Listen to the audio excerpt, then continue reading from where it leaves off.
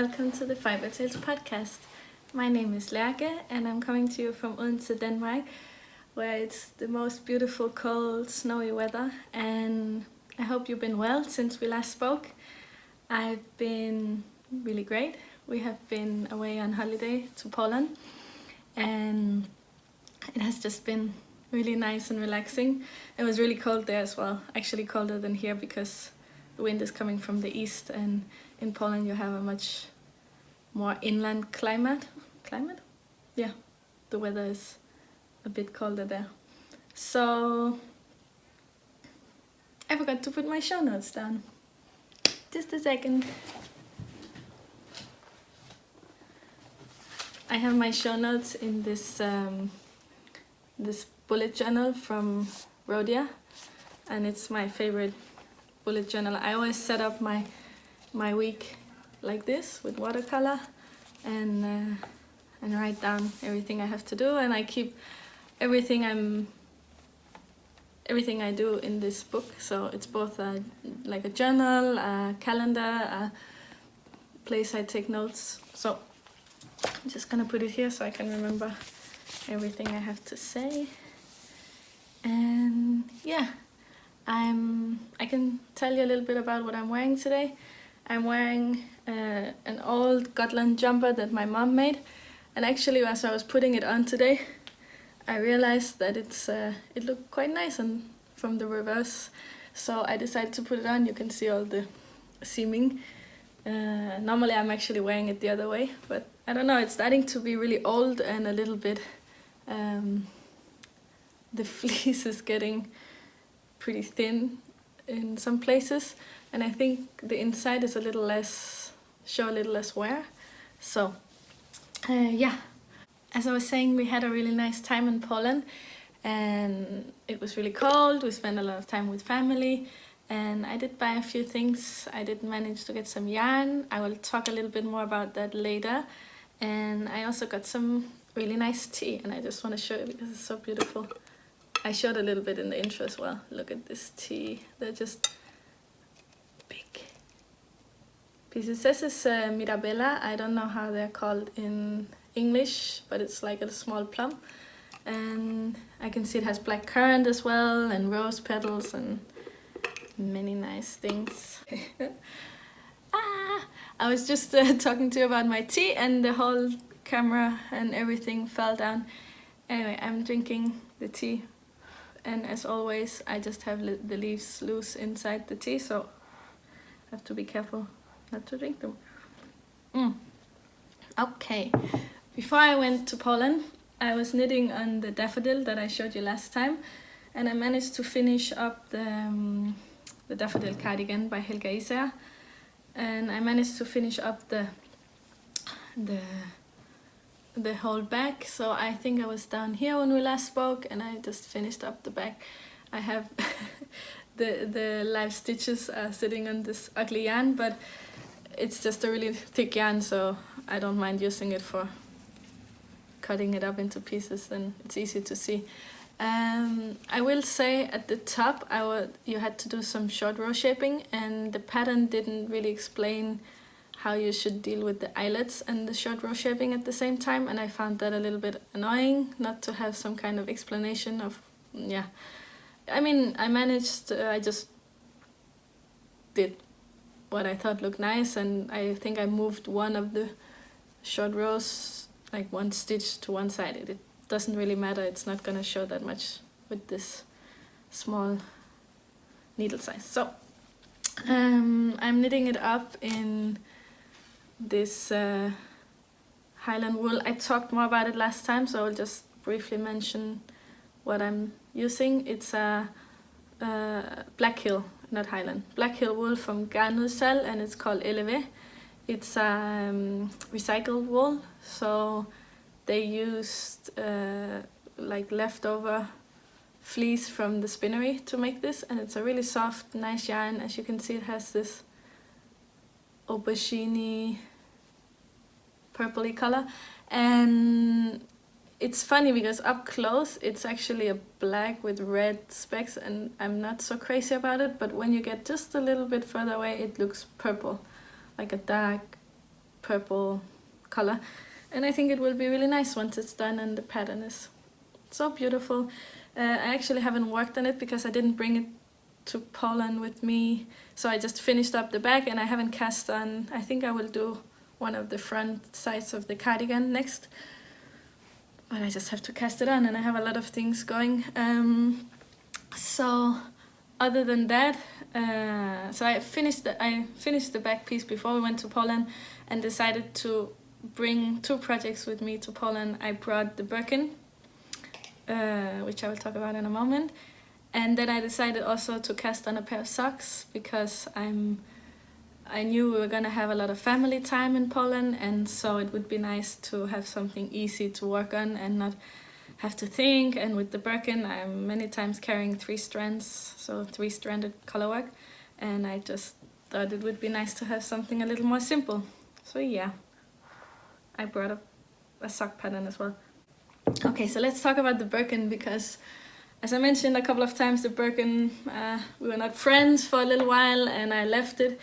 And if you follow me on Instagram, you will have seen that I picked it up again.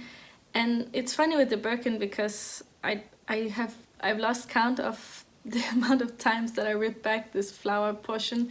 And from what I showed you last time, I actually ripped everything out and all the way back to the ribbing here and decided to start over because I didn't like my tension. Normally I knit color work pretty loose with woolly yarns, it works out fine, but with this, because I'm using this superwash fingering weight yarn, and it was just not working. I mean, I didn't like the result, and so I ripped back. I started out knitting much tighter, and actually now I'm a little afraid it was too tight because you can maybe see a little bit of puckering in the top. But also what happens is you have one round of increases here after the first leaf motif, and then you start with the flower motif. And the problem is, since you have so many increases, it's very easy to knit too tightly as there are many stitches very close together. So if you experience problems with this part, I actually think maybe it would be easier to knit it from the bottom up, and then join and then knit the body later. But it was bothering me a little bit, and there's still a little bit of puckering, but I think it will be okay once I block it, because if I pull it a little bit like this, it looks fine. So, but I actually managed to do quite a lot. Oh, look how beautiful it is. I'm done with the flower section on this, and I'm now only need to do one more row of leaves, and then I'm done with the yoke. I'm knitting it up in, so this is the Birkin sweater by Boyle and Knit. On Instagram she's Boyle and Knit Works, she's called Caitlin Hunter, and it's a very popular sweater. I'm knitting it up in this beautiful yarn. Let me grab some more, which was a kit that I got from Urso Yarn Co. She's an indie dyer from Canada, and she dyes such beautiful yarn. And so these were the four colors for the flowers and the leaves, and then there's also this base color, and it's a superwash blue-faced Leicester, and so not I don't know if I said that it's a merino, but it's a blue-faced Leicester and 20% nylon. So it's really nice and soft. It's gonna be a really beautiful sweater. I'm generally trying to use less superwash yarn, and I will talk a bit more about that later. But when I saw this kit, because she sold as a kit on Etsy, I just had to get it because look at the colors. I don't know if you can see, but they're just so pretty.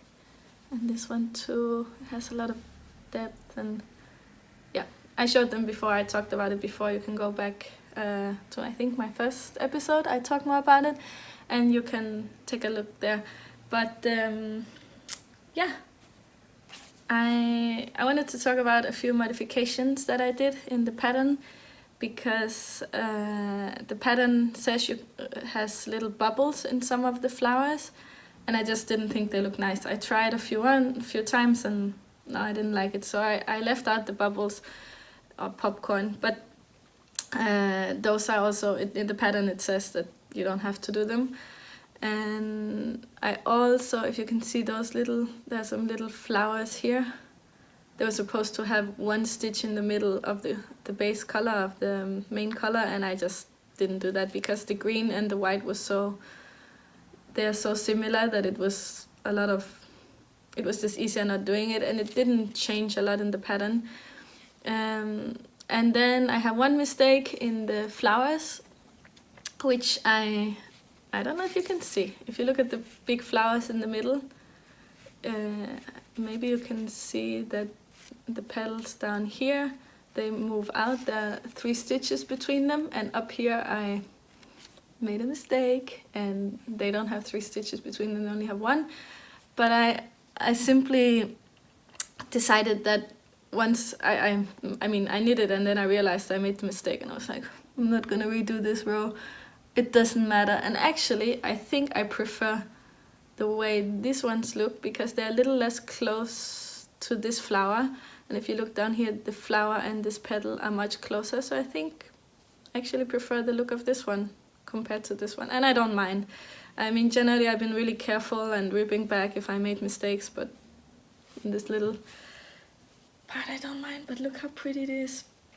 I tried it on and it's a little bit stuck, but I hope that the yarn will block out just a little bit and give me a little more room. I'm a little scared because I've heard quite some people now talking about how they had problems with the yoke, because it's made a little bit like a tube. There are no increases for all this piece, so it sits like a tube on you, and then if you lift your arm it will rise up. Ellie of Scandian talked about it, and she talked about ripping her yoke back and re-knitting it and maybe putting in some increases in the flower section. But yeah, so I'm a little nervous about that, but I don't think that's a tension problem from me. It's more a problem with the how the pattern is written. It's really thick and squishy on the top because there are so many floats in the back. I will show you the back. My floats are not that pretty, also because I kept catching them to make sure the strands would not get too long, so you don't have a pretty inside, but I don't care. It's the inside.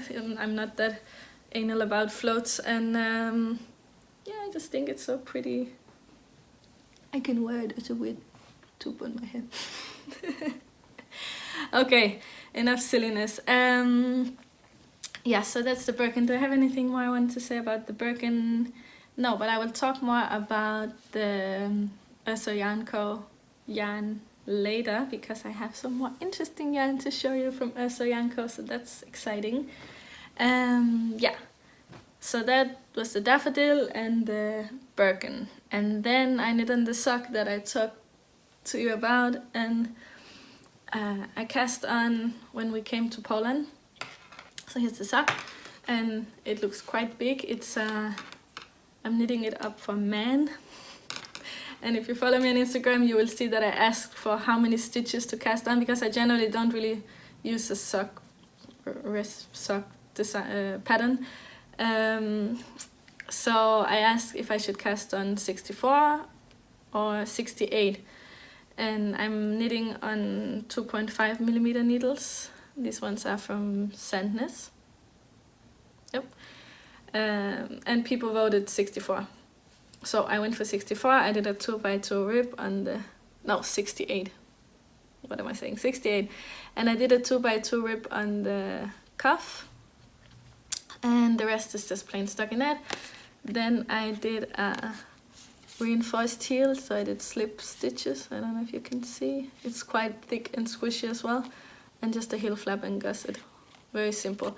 Before I tell you the story, I will just talk about the yarn for a moment. I'm knitting them up in a sock yarn that I bought on sale from Garn. So I had a recent purchase from Garn where I bought the Elevate yarn that I showed you before, the one I use for my Daffodil, and I bought 2 balls of sock yarn, and this was one of the balls. It's just it looks a little more bright here on camera, but it's like a burgundy dark red, not this vibrant as you see, with grey and brown and beigey colors. So man winter sock in my opinion. And I didn't know if it was gonna knit up in any kind of pattern, which you can see it's not really. It's just giving this stripy, little bit stripy effect. And I actually, the other ball I bought is this one. Again, it looks a little too bright on camera. And this one actually knits up in a pattern. I already knit a pair of socks for myself, and as you can see, there's a lot of yarn left. And let me show you. So these are the socks. This is how it knits up. Hello. And I used not contrasting, but I found some yarn that is more or less the same color as the pattern, this blue pattern yarn. Yeah. So it was a little bit of exercise doing podcast. So this yarn actually knit up with a pattern. The yarn is okay. It was really cheap, 19 Danish kroners. How much would that be? Something like £2. Yeah. And the only thing with this yarn was, especially if you're using this one, is that it had a few knots in there, and one of the knots, whenever there was a knot, it would not continue with the same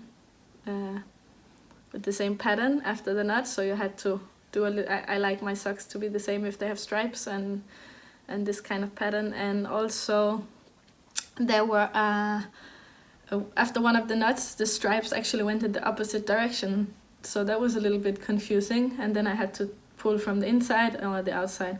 I don't remember. But yeah, and it's a cheap yarn. It's not that amazing, but it's okay for socks that you're gonna wear a lot and don't mind so much if they get ruined.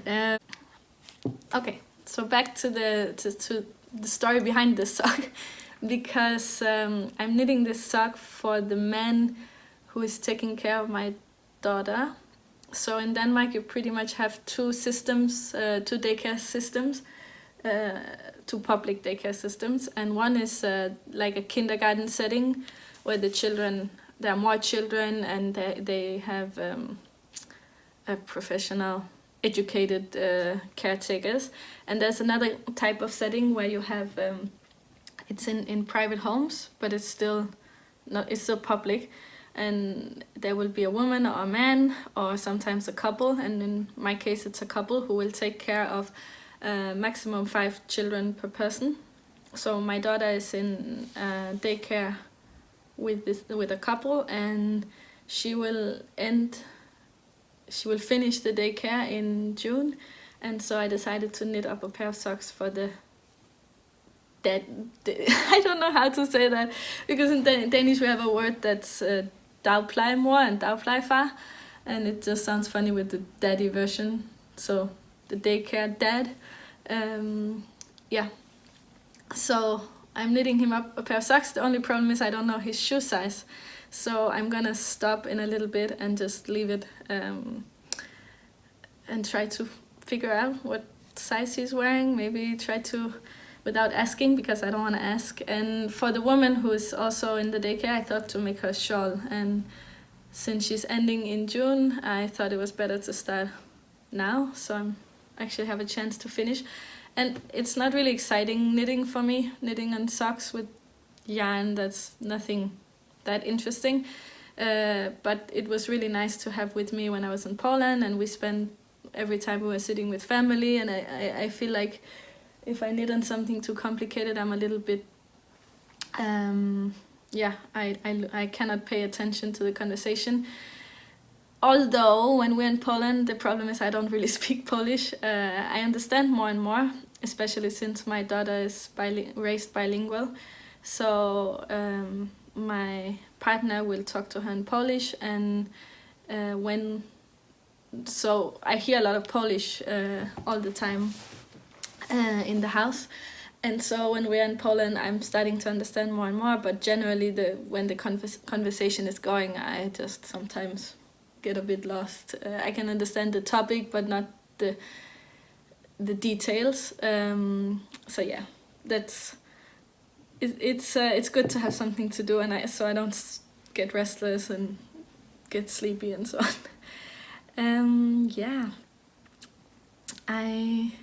So, since we're talking about Poland, I can continue and show you some yarn that I bought when I was there. I bought this this very nice yarn that is an organic Shetland wool, and it's from Garn. And the most fun thing about, let me just say, this one is 50 grams and it's 280 meters. It's GOTS certified and it's 100% wool. It's from South America. But the funny thing, and let me just say, I got the 300 grams, so as well as quantity for me. And I think it's a very, very beautiful, rustic but quite soft yarn. The funny thing is, getting this yarn in Poland it's actually made here in Denmark, and it's in a city that's not too far away from where I live. So I bought Danish yarn in Poland, and I mean normally I would think I wouldn't do that, because that's kind of, I like to buy locally produced when I can. I don't mind buying yarn from other places. It's just if I can't buy this and save the shipping and the transportation, I would have bought it in Denmark. But I heard about this. There should be 1 or 2 yarn shops in the city where we went in Poland. It's called Poznan. And yes, I talked to one of my friends on Instagram about, she's from Poland, about yarn shops, and she mentioned 2 yarn shops I could visit. One of them I passed by, but it was mainly just acrylic yarn and very colorful, and yeah, not my thing. And so I went to look for the yarn shop where I bought this yarn, and it was when I told my boyfriend where it was, he told me, it's in an old neighborhood, which is not so nice, but we can go and it's okay. And so we went there, and it was a small shop, very small, full of yarn. I will insert a little clip.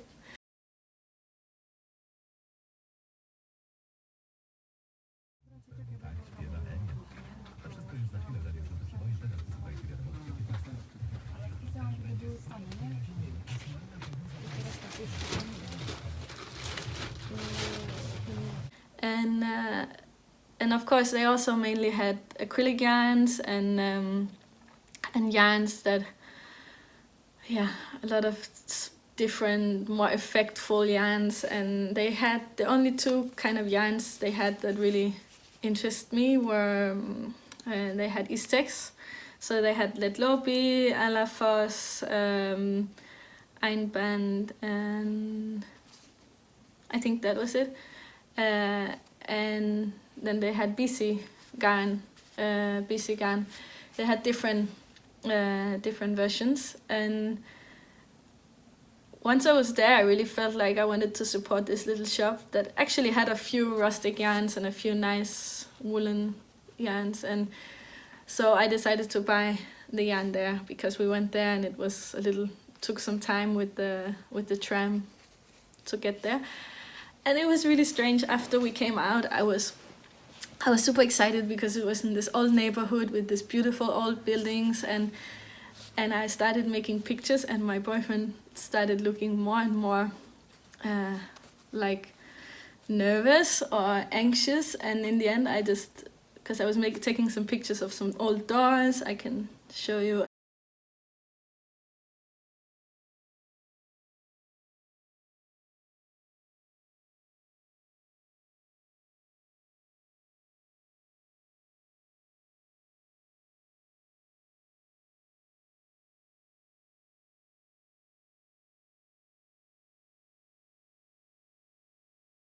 and just generally looking around, filming a bit, and he he just started looking really anxious. And then finally I asked him, "What's wrong? Why are you so in such a grumpy mood? What's wrong?" And he just said to me, "You have no idea, but running around with your phone in this neighborhood, it's not a good idea.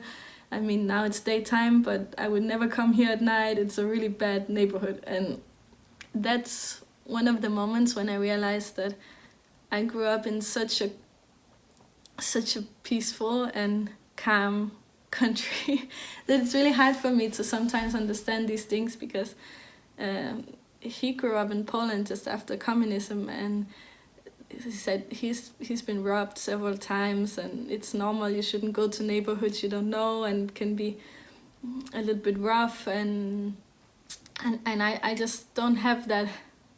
I never had that fear of somebody robbing me. Or I mean, where I grew up in the countryside, people would sell vegetables and fruits and eggs and stuff on the roadside, and they would just put like a old cookie box, and you could just put the money, and it wouldn't have a lock or anything, and nobody would run away with the money. Nothing would happen. And so it's really strange for me to understand this fear of people, and like, yeah. So that was a little story behind getting that yarn. I mean, it was not dangerous or anything, but I could, after he said to me that it was a bad neighborhood, I realized that, yeah, there were quite a lot of suspicious types looking at me when I was walking by. But again, I don't really have a fear, because the thing is, in Denmark, generally we have a really, really good welfare system. So there are not so many people who are desperate or who will think of robbing you. The risks are too high, and you can get money in other ways. So yeah, at least in the streets. I mean, of course things happen, but generally it's a very safe and quiet little country. We are just 5 million people, and in many ways it's a very protected kind of life we live here. So enough about that. Was a little bit of story time. I also wanted to talk a little bit about the yarn culture in Poland, which I feel, at least we were in the city we visited is quite big, and I was a bit sad with the kind of yarn you could get, because you could only get this, as I said, acrylic kind of yarn, or like effect yarn with glitter or something, and it's all okay. It's nothing wrong with that, but the focus was not on little more natural yarns and on the fiber and on the story behind the yarn. It was more about having a cheap products. And yeah, I've seen this in Denmark as well. Especially if you go to the countryside, you wouldn't find more interesting yarns. It's mainly in the bigger cities that you can find yarn shops with a little wider variety. But I think it's a pity, because it's a country where knitting could be really. It's a cold country. That's what I'm trying to say. So knitting makes sense there, and it's strange that there's not more knitting. I don't know if there's no knitting tradition. So if I have any Polish viewers watching, please tell me about knitting tradition. I'm actually really interested in it, but it just seems like there's not the interest in the fibers. Maybe in the knitting, but not so much in the fibers. From what I can see, of course, I'm sure there are people interested, and from what I know on Instagram, I follow some Polish girls who knit, and it looks like they're just as interested in the rustic and natural fibers as me. But yeah. So that was my trip to Poland. I thought I can insert a few clips here of the beautiful nature. We didn't get to go out so much this time. It was really cold, and there were some family issues that meant we didn't get to go out into the forest. But we went out one time, and it was really beautiful.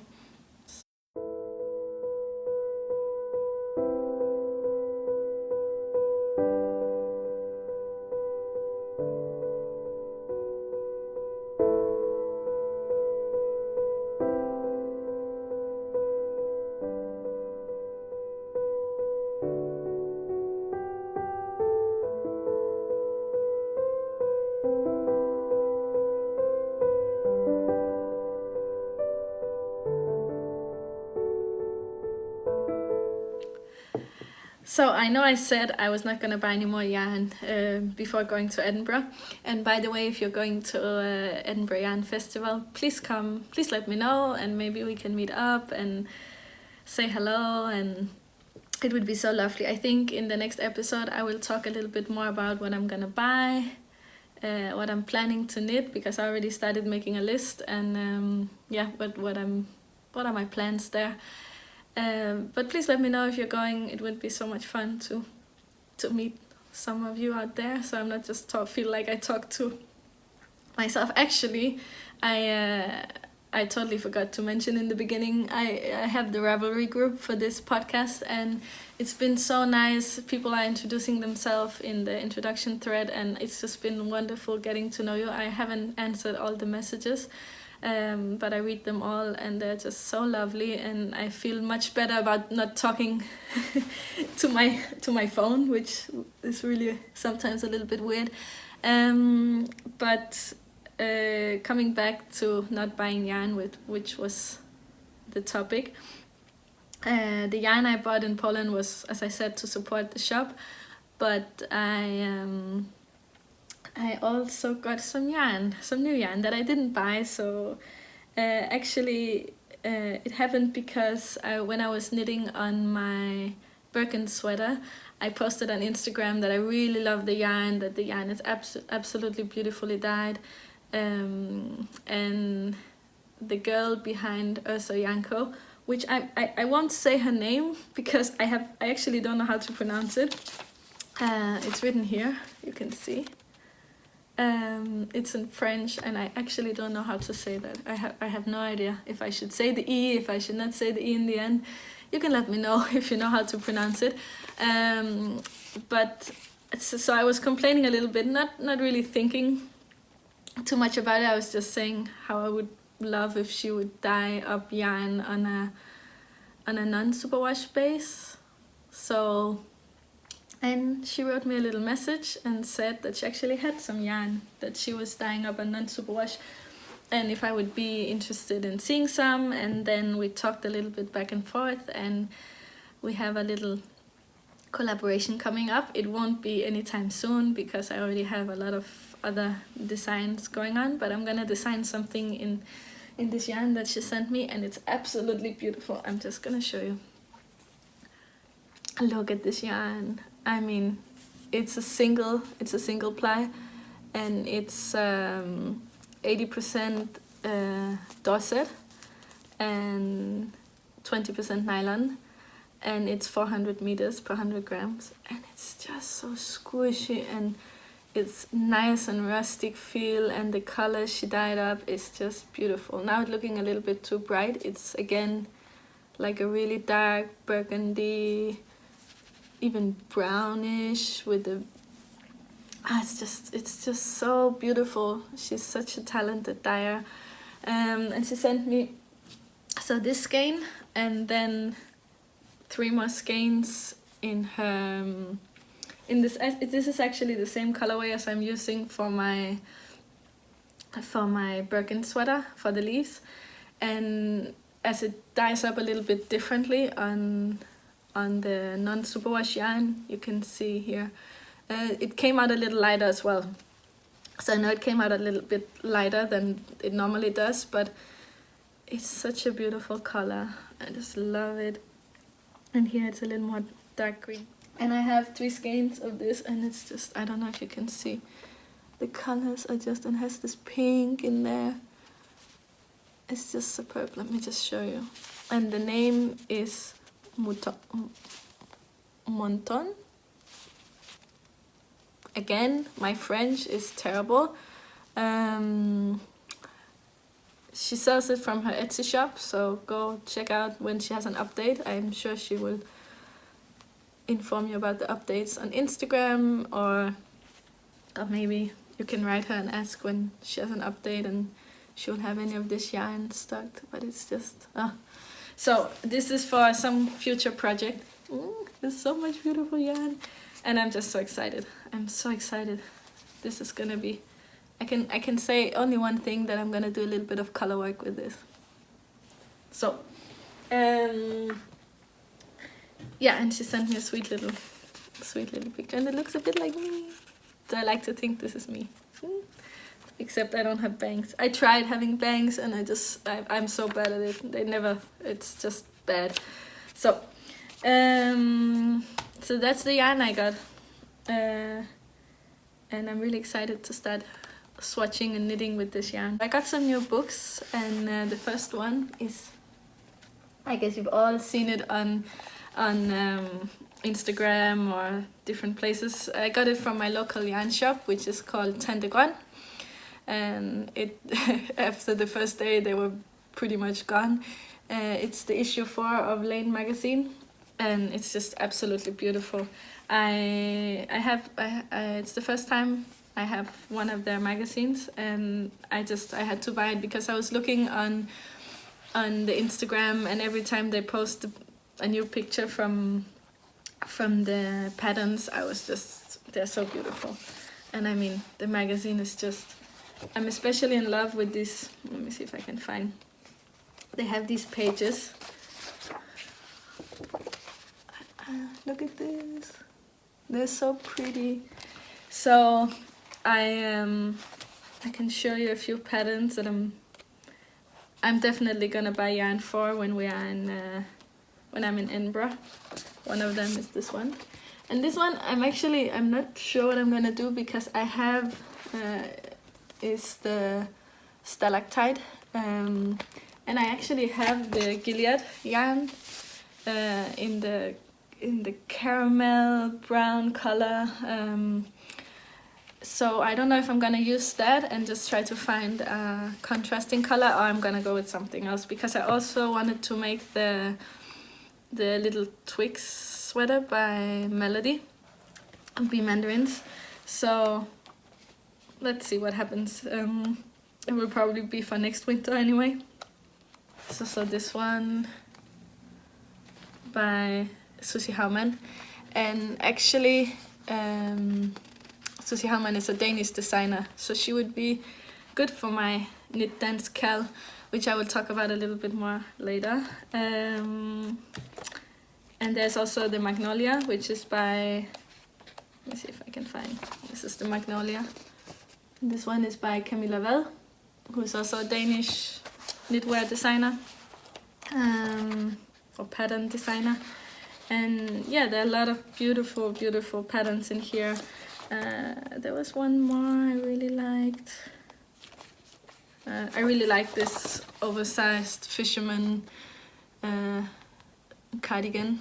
I have a few ones made in acrylic yarn that I bought years ago, and I think I would like to make one for myself. I'm just a little bit afraid of the fisherman's rib, that it's gonna be really repetitive and a little bit annoying. But I've thought of making this shibui shawl by, again, Melody Hoffman from Bee Mandarins, but make it for my the daycare woman in the couple. So the man would get the socks and she would get a shawl, and I looked for a shawl design, and I think this one would be really nice. So yeah, I haven't looked much at there are some articles and some recipes, and I'm really looking forward to looking more into this. I just got it a few days ago, so I still have a lot of good reading time. But it's a beautiful, beautiful magazine. It's just a pleasure just to look through it. I don't feel like I can take my time with this one. There will be many hours of entertainment. And then I got the book, the knitting Bible, the Vogue knitting, like pretty much everyone else. And I was really happy when this one came out, because for quite some time now, I'm gonna put it down, it's really heavy. I've been looking for like a knitting Bible for me, like one book where I could look up cast on methods, or I mean, I use YouTube a lot if I need to see something, but some ways in a book you can just compare them next to each other. And the thing is, I don't always know the name of a specific technique, or I don't even know the technique exists. so it's really difficult to look up a technique that you don't know about. And with a book like this, I can sit and learn about new techniques, and then if I need more help, I can look them up on YouTube or something. Again, I got this one yesterday, so I haven't looked into it. I'm just super excited because my friend got it a little bit earlier than me, so I actually looked in hers and it looks perfect for me. It also has some sections about shawls shaping and sweater construction, and as I'm pretty new to designing, it's really, I think it will be really useful and a nice way to find new techniques and see what I like and so on. So this is gonna be a lot of reading time for me with these two books, and I'm so happy. There's so many interesting things coming out at the moment, and I really have to stop myself from spending all my money, but I still think I'm doing quite okay. I'm not going totally crazy. So on to the last thing I wanted to talk about, which is the Knit Dance Cal, which I'm hosting together with Ida from Loup. Last time I podcasted, I was not sure if Ida was gonna join. Well, she said she thought the idea was great, but I had to talk a little bit more to her about the details, and we agreed that we will host it together in the way that in my Ravelry group, which is Fiber Tales podcast group, if you search it on Ravelry, I will open an FO thread, and right now the thread is it's not open. I only have a thread for chatter with the rules and where you can post your progress, but I will, once we get a bit closer to the end, I will open an FO thread, and Ida will, and I will pick a winner from the FO thread, and Ida will pick a winner from the hashtag KnitDanceCal on Instagram. And yeah, I talked about the prices last time, so you can go look at my last episode. And also in the thread I have listed what are the prices, and I think Ida will pick maybe some of her own yarn, I think, for the hashtag price on Instagram.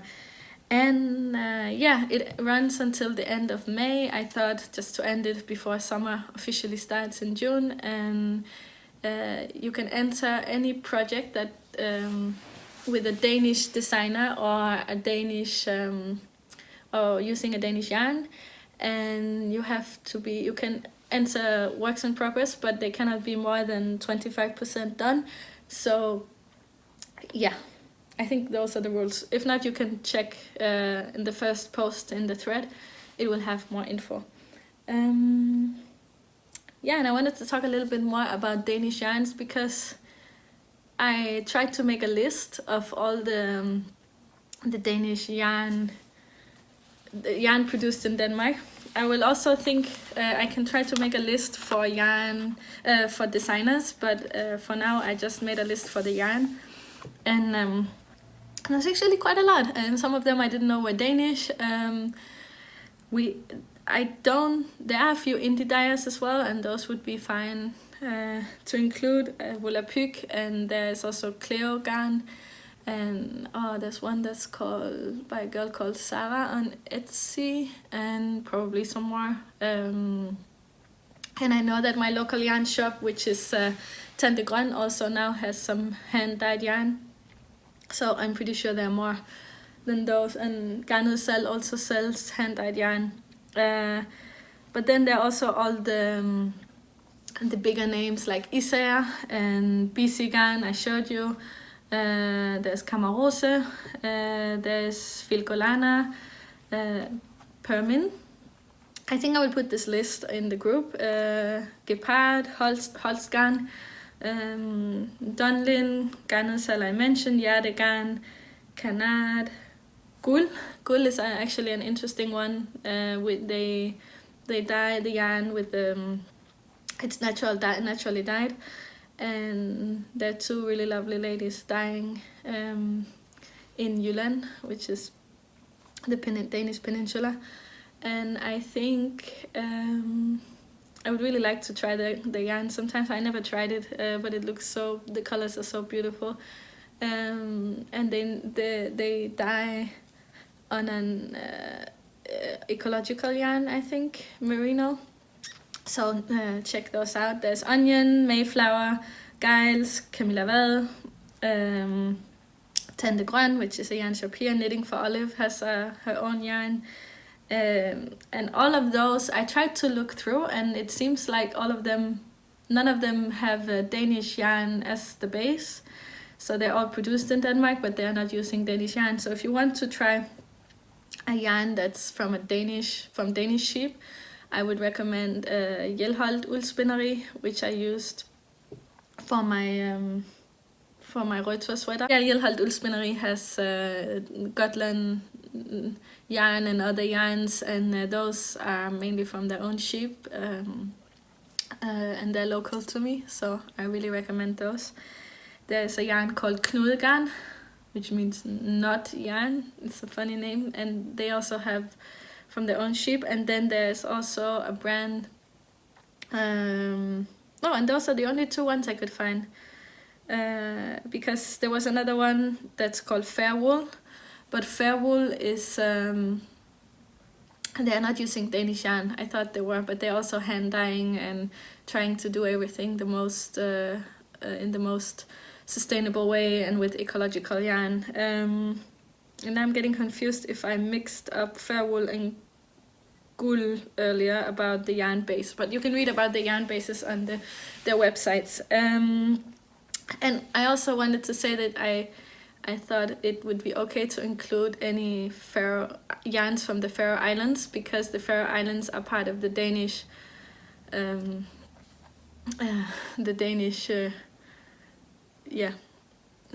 territory, let's say, although they are like their own region or country, but they are part of the Danish territory.